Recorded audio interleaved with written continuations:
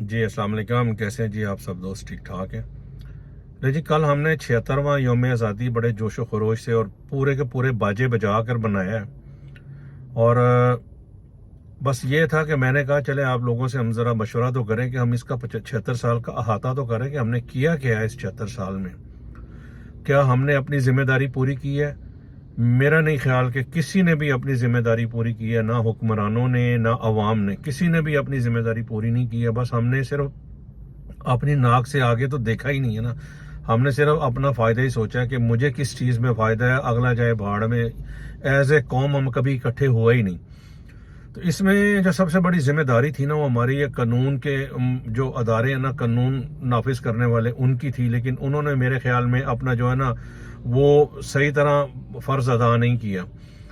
انہوں نے بھی یہی دیکھا ہے کہ بس جس ان کی مرضی کے جو فیصلے ہیں انہوں نے کیے ہیں، اور انہوں نے یہ نہیں سوچا کہ ان کا ایک فیصلہ کرنے سے اس ملک کو، قوم کو کیا فائدہ ہوگا، کیا نقصان ہوگا۔ بس انہوں نے اپنی ذاتی انا کو اور ذاتی مفاد کو سامنے رکھا ہے۔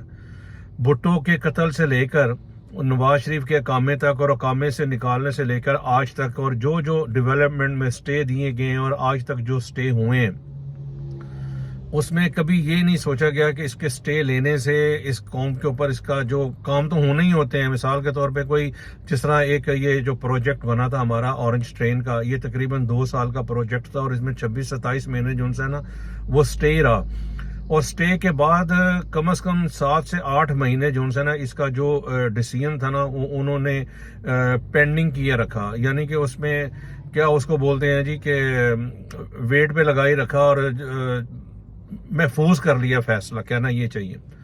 اب اس 8-9 مہینے میں یا 27 مہینے میں اس پروجیکٹ کے جو اخراجات بڑھے ہیں، وہ اس کی ذمہ دار کون ہے؟ اسی طرح کئی پروجیکٹ ایسے ہیں جو انہوں نے ڈیلے کیے ہیں، اس کا کون ذمہ دار ہوتا ہے کہ یہ جگہ جگہ چھوٹی چھوٹی باتوں پہ سٹے آ جاتے ہیں، اس سے کام ہی نہیں ہوتے۔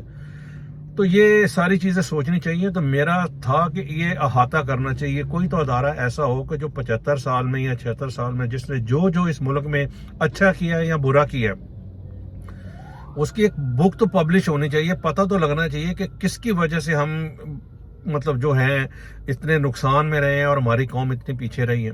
بظاہر تو ہم سب لوگ جو ہے نا سارا نزلہ وہ جو ہے پولیٹیشنز پہ نکال دیتے ہیں، لیکن جو کرنے والے ہیں اصل میں، جن کی وجہ سے سارے مسئلے مسائل ہوتے ہیں، وہ پیچھے مزے سے سگار پی رہے ہیں، گولف کھیل رہے ہیں، جناب جو ان کا دل کرتا ہے، مرات لے رہے ہیں، گارڈ، پیٹرول، پینشنیں، بجلی کے بل، پتہ نہیں کیا کچھ گھر بیٹھے وہ لے رہے ہیں، اور عوام جو ہے وہ پس رہی ہے، مر رہی ہے۔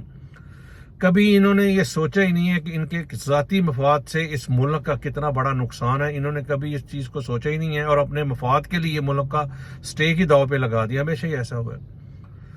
ادھر ساتھ ہی ہمارے انڈیا بھی ہمارے ساتھ ہی آزاد ہوا تھا۔ دیکھیں آج اس دنیا کی 5ویں معیشت ہے، اور اس کے بعد جو لوگ کہہ رہے ہیں، جو وہ کلیم کر رہے ہیں کہ اور 4-5 سال بعد انہوں نے تیسری معیشت بن جانا، وہ اتنی تیزی سے ترقی کر رہے ہیں۔